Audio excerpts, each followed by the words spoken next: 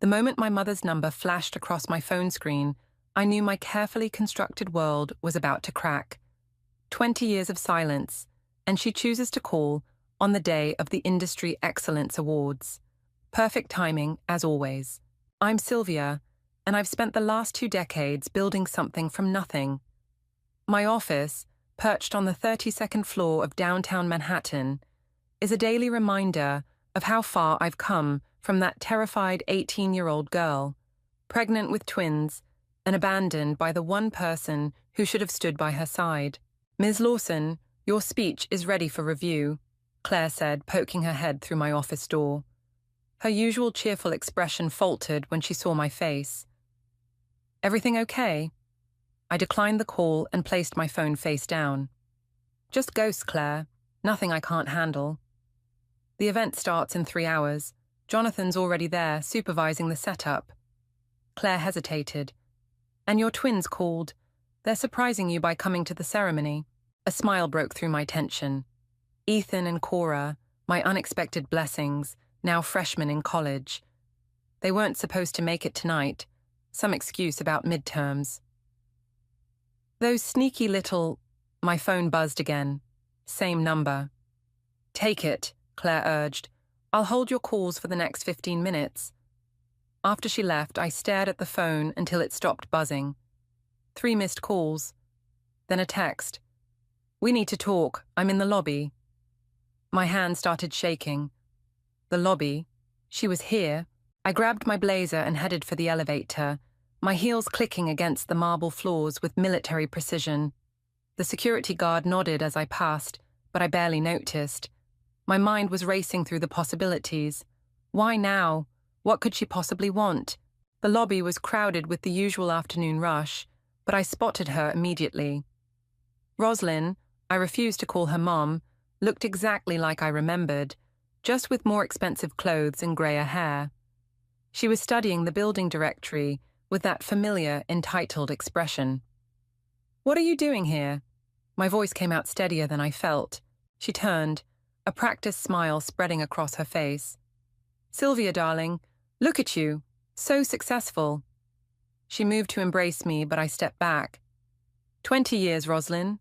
20 years of nothing, and now you show up unannounced. Can't a mother be proud of her daughter? She glanced around the lobby. "Perhaps we could discuss this somewhere more private. Your office, maybe." "There's nothing to discuss. I have an important event tonight. Yes, the Industry Excellence Awards. I read about it."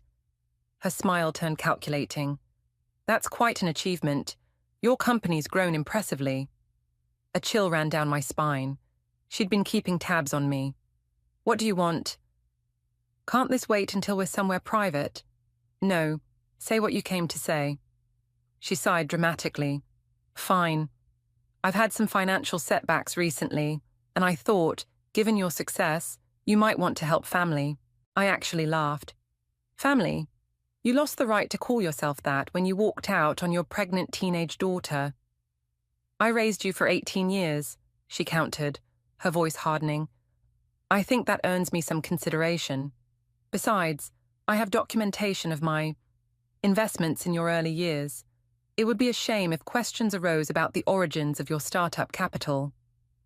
My blood ran cold. She was threatening me. Today of all days. "Security," I called out, maintaining eye contact with her. "Please escort this woman out." "You can't avoid this conversation forever, Sylvia," she said as 2 guards approached. "I'm staying at the Marriott. You have until tomorrow to reconsider." I watched them lead her away. My perfectly planned day now in shambles. My phone buzzed. A text from Cora. "Just landed. Can't wait to surprise you tonight." The irony wasn't lost on me. One daughter eager to celebrate my success, while my own mother arrived to extort me for it. Back in my office, Claire was waiting with concern etched on her face. "That bad?" "Worse," I replied, sinking into my chair. "She wants money, and she's not above blackmail to get it." "Should we call Jonathan? Postpone the ceremony?" I thought about my twins, flying in to surprise me. About the years I'd spent building this company, the sleepless nights, the sacrifices.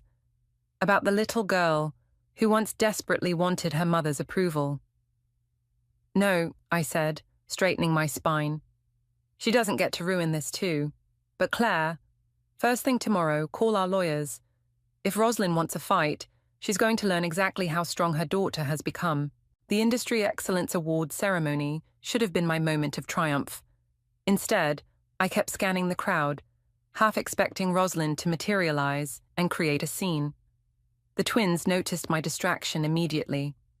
"Mom, you're doing that thing with your necklace again," Cora whispered, reaching over to still my fidgeting hands. We were seated at the main table, waiting for the keynote speaker to finish. "Sorry, sweetie, just nervous about the speech." The lie felt bitter on my tongue. I'd promised myself never to lie to my children. Ethan leaned in from my other side. "Bull, something's wrong. You've given dozens of speeches." His dark eyes, so like mine, narrowed. "What aren't you telling us?" Before I could respond, Jonathan appeared behind us. "Sylvia, we need to deal with the situation in the lobby." My stomach dropped. "She's here, isn't she?" "Who's here?" Ethan demanded. "Your grandmother," Jonathan replied, his usual diplomatic tone hardening. "And she's making quite a scene." Cora grabbed my arm. "Grandmother, as in—" "Stay here," I ordered, standing up. "Both of you." Of course, they didn't listen. They never did when it really mattered. They followed me and Jonathan to the hotel lobby, where Roslyn was arguing with the event security. "I have every right to see my daughter receive her award," she was saying, voice pitched to Carrie. Several guests were already watching the drama unfold. "Mum, let us handle this," Cora whispered, but I shook my head. "Roslyn," I called out, keeping my voice steady. "This is inappropriate." She turned, that familiar manipulative smile spreading across her face. "Darling, I couldn't miss your big night." Her eyes landed on the twins. "And these must be my grandchildren. How grown up you both look." Ethan stepped forward, positioning himself slightly in front of me. "We're not your anything. You lost that right 20 years ago. Such hostility." Roslyn pressed a hand to her chest, playing to her growing audience. "I've made mistakes, yes, but I'm here to make amends, to be part of this family again." "Family?" Cora's laugh was cold. "You abandoned our mother when she was pregnant, with twins, at 18. There were circumstances you don't understand." "Oh, we understand perfectly," Ethan cut in. "Mum told us everything. How you kicked her out because her pregnancy would embarrass you in front of your new husband's fancy friends.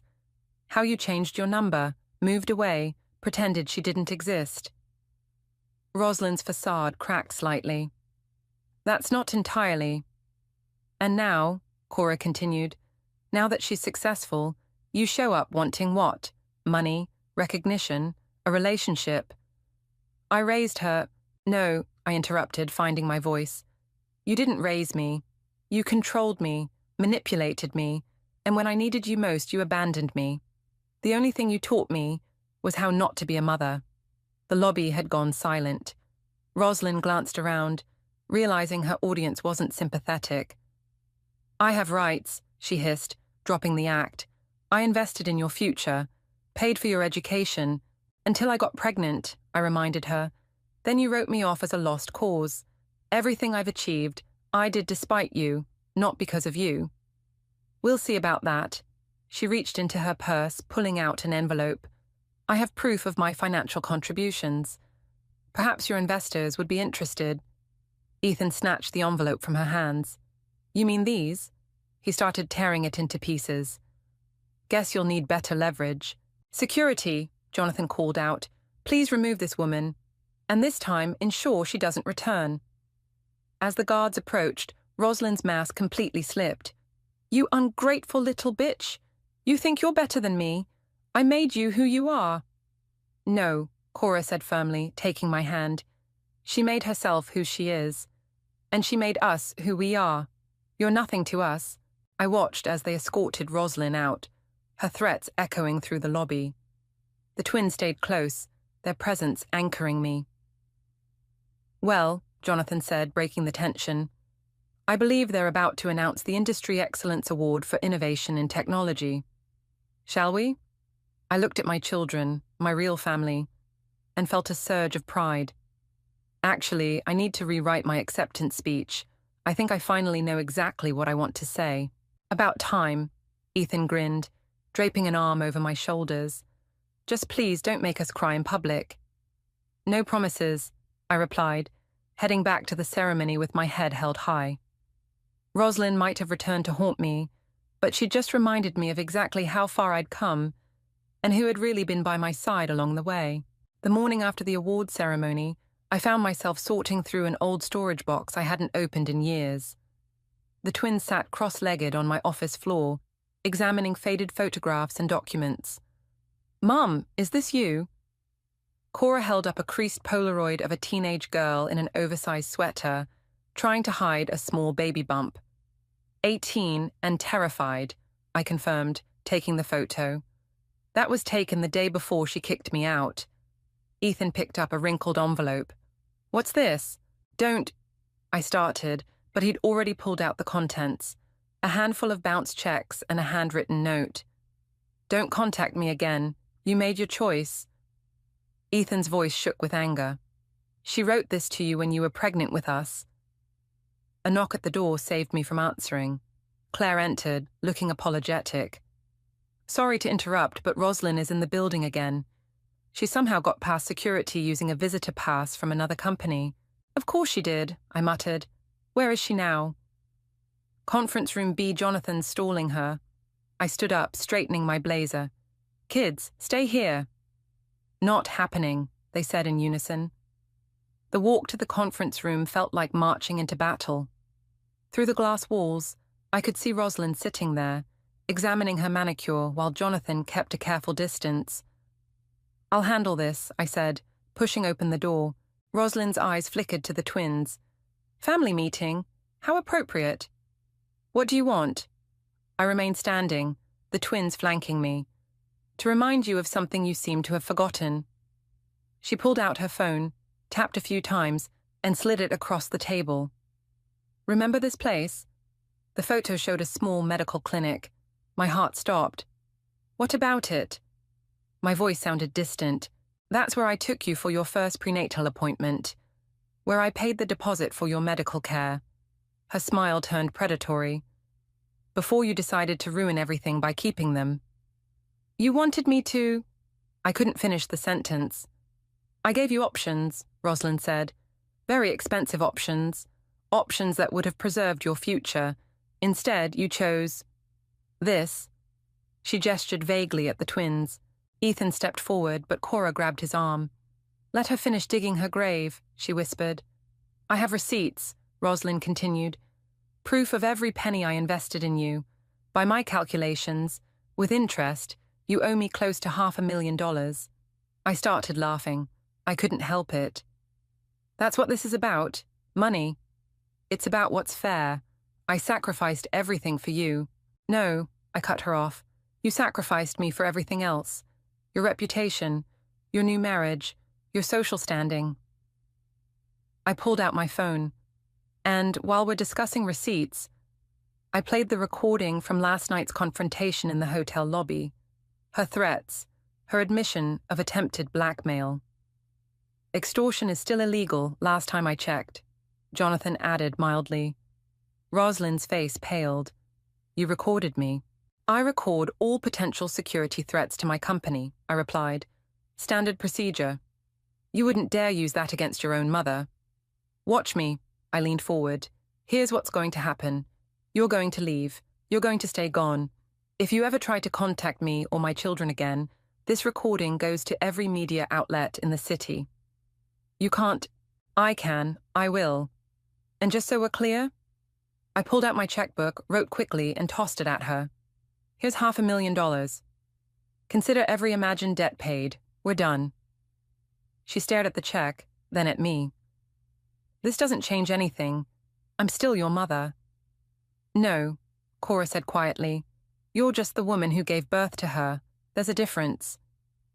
"Security's waiting outside," Jonathan added, opening the door. Rosalind stood, clutching the check. "You'll regret this, Sylvia. The truth about your success, about where you really came from, is right here," I interrupted, putting my arms around my twins. Everything I am, everything I've built, came from choosing them, from proving you wrong. So thank you, Roslyn. Thank you for showing me exactly the kind of mother I never wanted to be.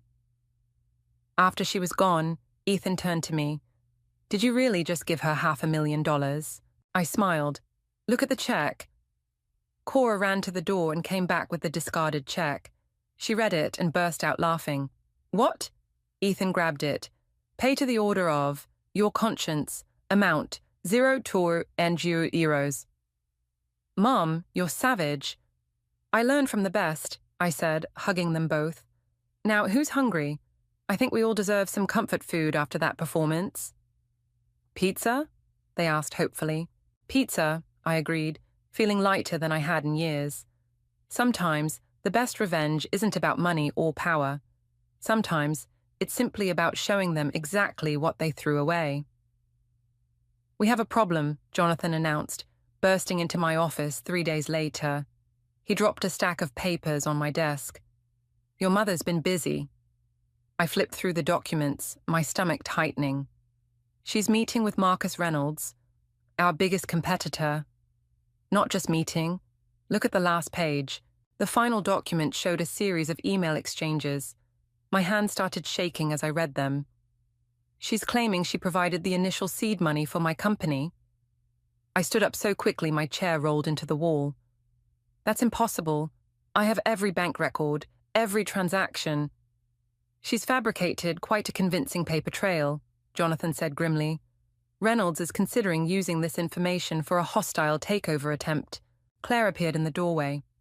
Sylvia, the twins are here, and you need to see this. Ethan and Cora rushed in, Ethan clutching his laptop. Mum, she's gone public.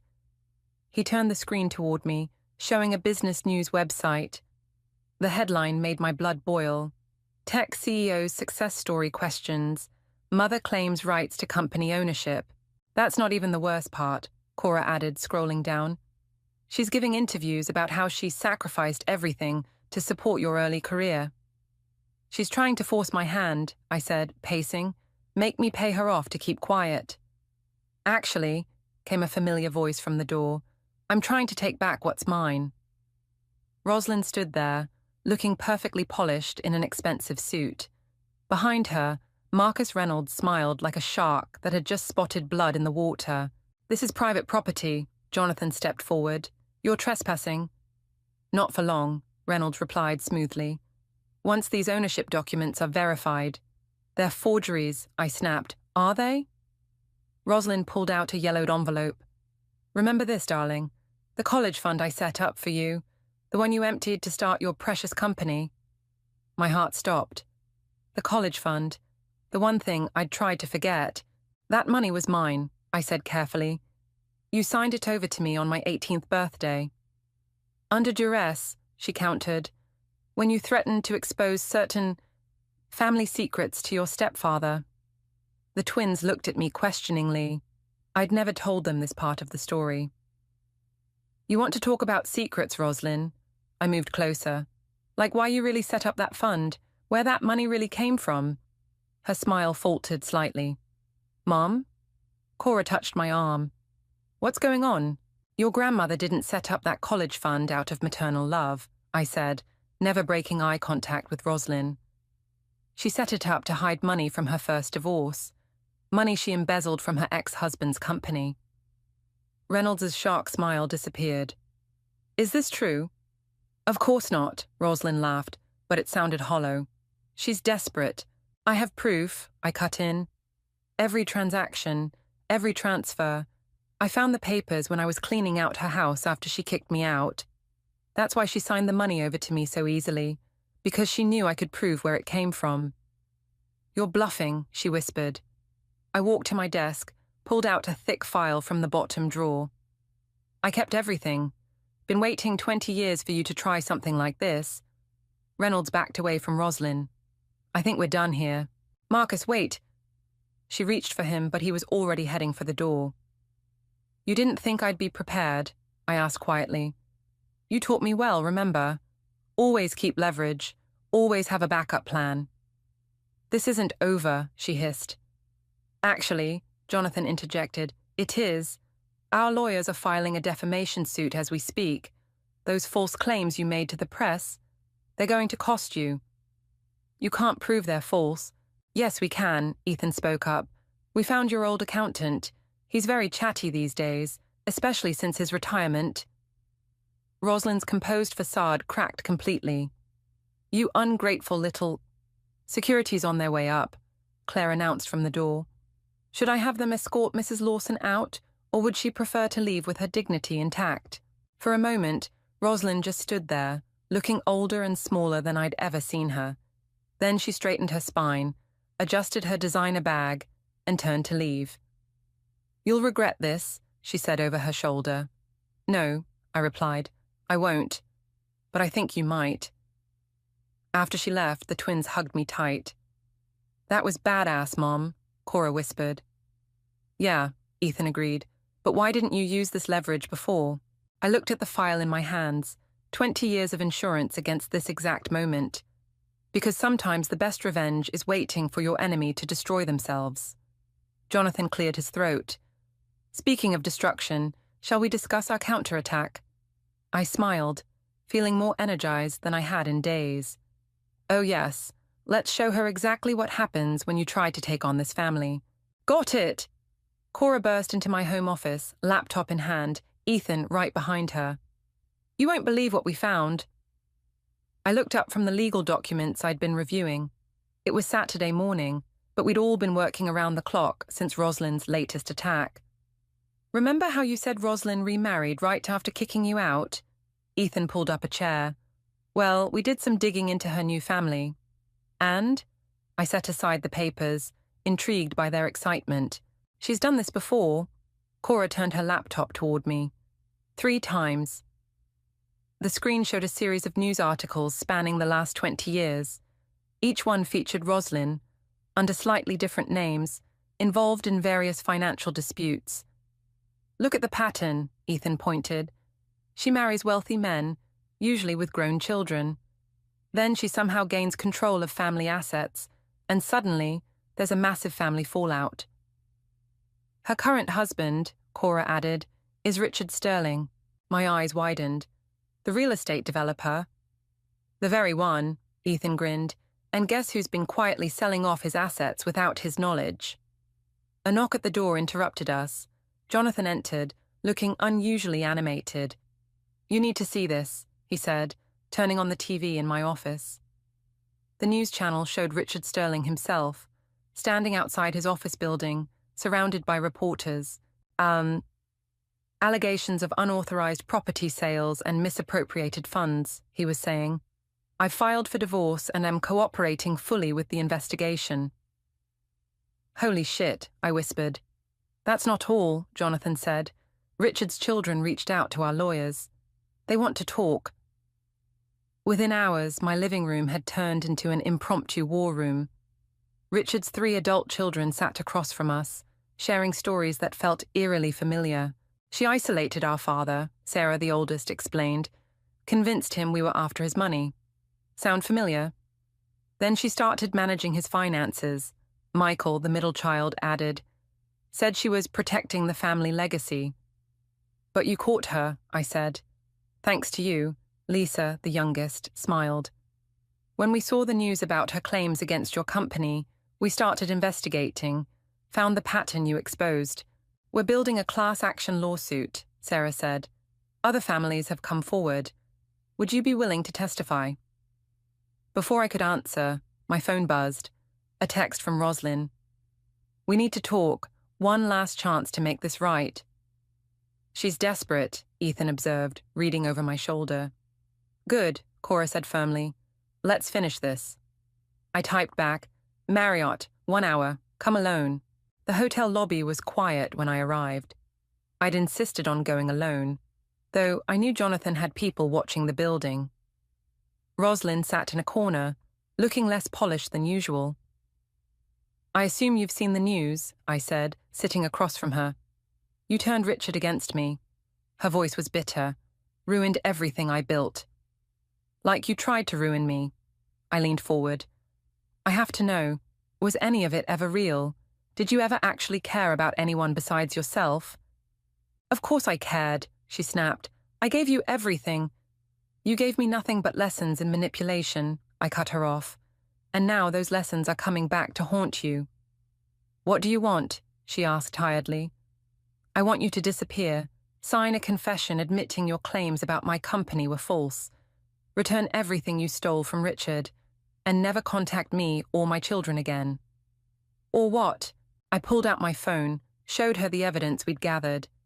Or I make sure every law enforcement agency in the country knows about your pattern of fraud.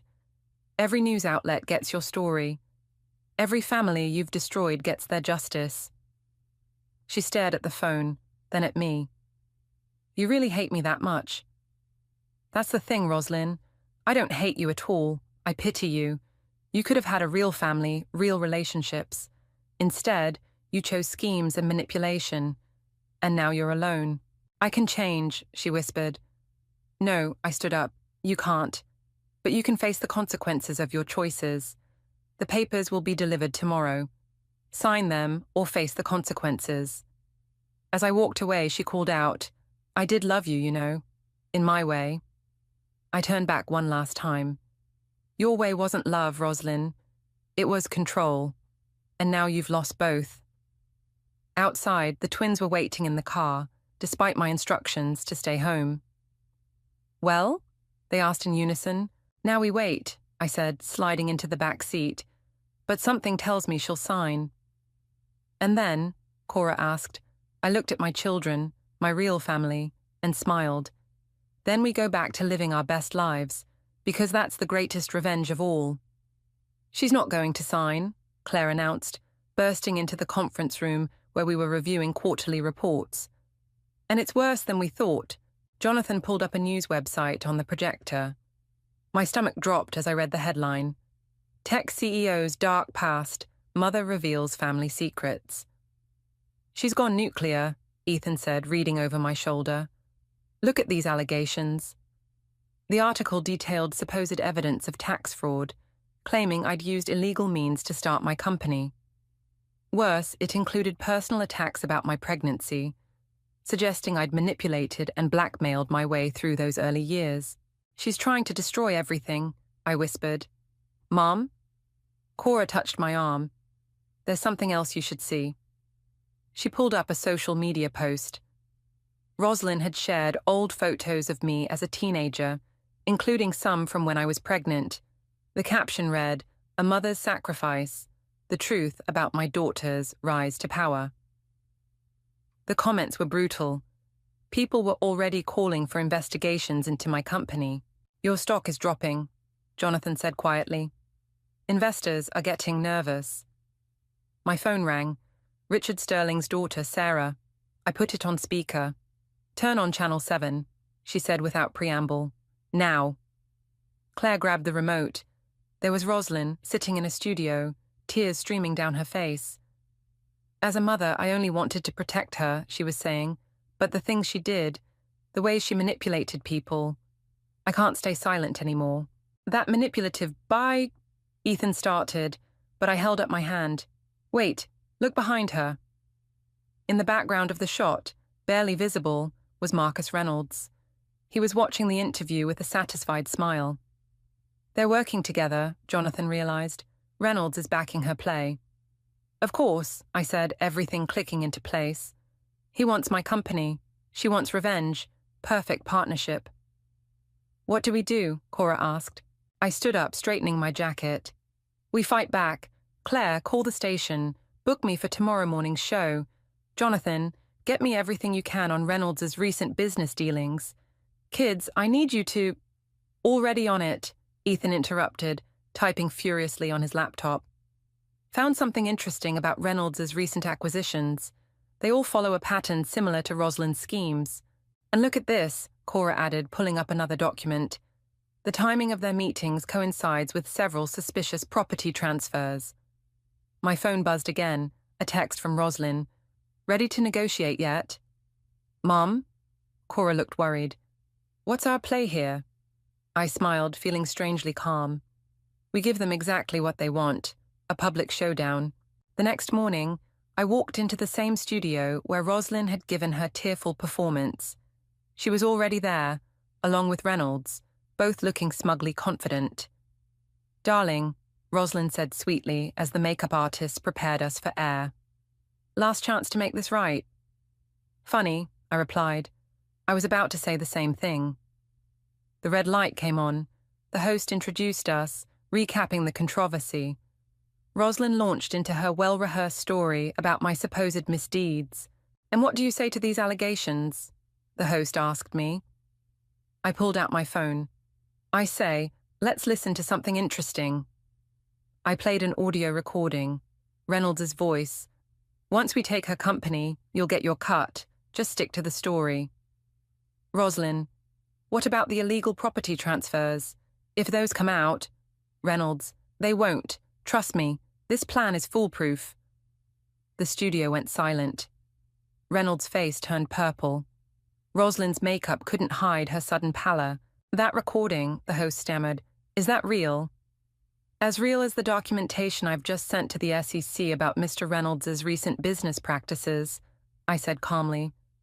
"And as real as the evidence of my mother's involvement in multiple fraud schemes across 3 states. "You recorded us?" Reynolds sputtered. "No," I smiled. "You recorded yourselves. My tech company specializes in cybersecurity, remember? Your phones have been compromising your conversations for weeks." Roslyn stood up, shaking. "You can't..." "Security is waiting outside," I cut her off, "along with some very interested FBI agents. Would you prefer to walk out, or should they come in?" The host was frantically signaling to the producer, but I wasn't finished. "Oh, and Mom, those photos you posted? Thank you. They showed everyone exactly what I overcame to build my success. Every comment attacking me just proved how strong I had to be." As security led them away, the host turned to me. "Would you like to make a statement?" I looked directly into the camera. "Success isn't about who gives you opportunities. It's about what you do with the challenges life throws at you. And family, real family, stands by you. They don't try to tear you down for profit." The red light went off. Claire rushed in with updates about the stock price already rebounding. But all I could think about were my twins, watching from home, seeing their mother finally close this chapter of her life. The courthouse steps were crowded with reporters when I arrived for the hearing. 3 weeks had passed since the TV studio showdown, and now it was time to face the music, all of us. "Ms. Lawson," they called out, "any comment on your mother's plea deal?" I kept walking, Jonathan and the twins flanking me. Inside, the courtroom was already packed. Richard Sterling and his children sat in the front row, nodding as we passed. Roslyn and Reynolds were already there, both looking considerably less polished in their prison jumpsuits. "All rise," the bailiff called out. The judge entered, and the proceedings began. I listened as the prosecutor laid out the charges: fraud, extortion, conspiracy, securities violations. The evidence we'd gathered had opened a Pandora's box of crimes spanning decades. "The defendants have agreed to plead guilty to all charges," the prosecutor announced, "in exchange for their cooperation in ongoing investigations." Roslyn turned around, her eyes finding mine. For the first time, I saw something real in them: fear. "Before I accept these pleas," the judge said, "I understand the primary victim would like to make a statement." I stood, smoothing my skirt.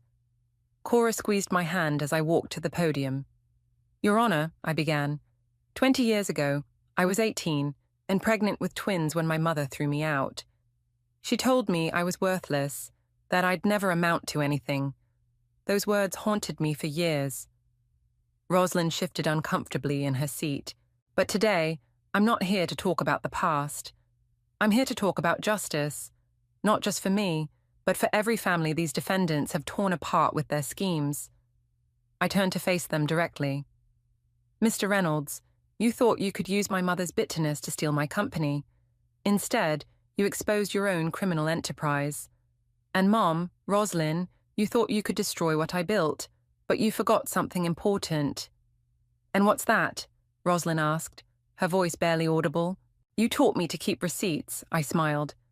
Every manipulation, every scheme, I learned from watching you. The difference is, I use those lessons to protect myself and others, not to destroy them. The judge leaned forward.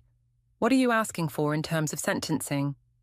The maximum allowed, I said firmly. Not for revenge, but for protection. These defendants have shown they won't stop unless forced to. They've hurt too many families, destroyed too many lives. Reynolds' attorney jumped up. Your Honor, my client— Save it, the judge cut him off. I've reviewed the evidence. The plea deals stand, with maximum sentences. He turned to Roslyn and Reynolds. You'll both have plenty of time to reflect on your choices. As the bailiffs led them away, Roslyn called out, Sylvia, please. Goodbye, Mum, I said quietly. I hope you find peace. Outside, the reporters were waiting again. This time I stopped. Ms. Lawson, how do you feel about the sentencing? I felt Ethan and Cora step up beside me. Today isn't about feelings, I replied. It's about accountability, about showing that success built on destroying others will eventually crumble.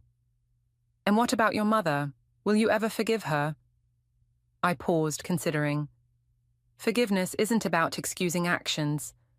It's about freeing yourself from the weight of anger. So yes, I forgive her. For my sake, not hers. Mum, Cora whispered, look, Richard Sterling and his children were approaching. Sarah stepped forward first. Thank you, she said simply, for helping us expose the truth. We should be thanking you, I replied. Your courage in coming forward made this possible. Richard cleared his throat. We're organizing a support group for families affected by similar situations. Would you consider speaking at our first meeting? I looked at my twins, saw them nodding encouragingly. I'd be honored. Later that evening, we sat in my living room, surrounded by empty pizza boxes and case files we no longer needed. So, Jonathan said, raising his glass, what's next for the unstoppable Lawson family? Sleep, Ethan groaned, making us laugh. Actually, I said, pulling out my laptop, I've been thinking. We've learned a lot about how vulnerable families can be to manipulation and fraud. Maybe it's time to use that knowledge. What do you mean? Cora asked. I'm thinking of starting a foundation, something to help protect families, provide resources, legal support, turn all this pain into something positive. The Phoenix Foundation, Cora suggested, because you rose from the ashes of what she did to you. We rose, I corrected, hugging them both, and we're going to help others rise too. As my family discussed plans for the foundation, I realized something profound. Roslyn had tried to write my story as a tragedy. Instead, she'd helped create a legacy of strength, resilience, and hope. Sometimes the best revenge isn't about getting even, it's about getting better.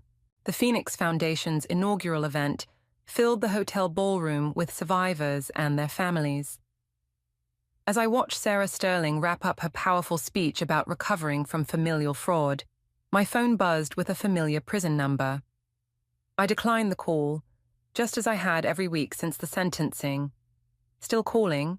Cora asked, adjusting the foundation's banner behind the podium. Every Wednesday at 6, I replied, like clockwork. Ladies and gentlemen, Jonathan announced from the stage, please welcome our founder, Sylvia. The applause felt different this time, not the polite corporate acknowledgement I was used to, but something warmer, more personal. These people understood my journey because they'd lived their own versions of it. When my mother first reappeared in my life, I began, I thought she came to destroy everything I'd built. Instead, she showed me exactly what needed to be built next.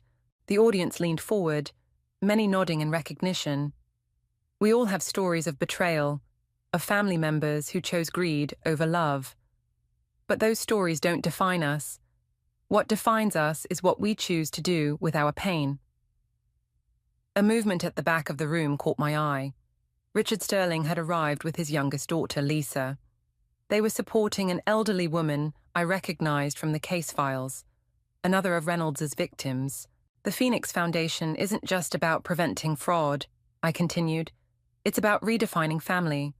Sometimes family is who we choose, who stands by us when biological bonds fail. Ethan appeared at the side of the stage, giving me a thumbs up. He'd just finished setting up our new online support network, connecting survivors across the country. Today we're announcing our legal defense fund. No one should face these battles alone. No one should have to choose between justice and bankruptcy. The doors opened again.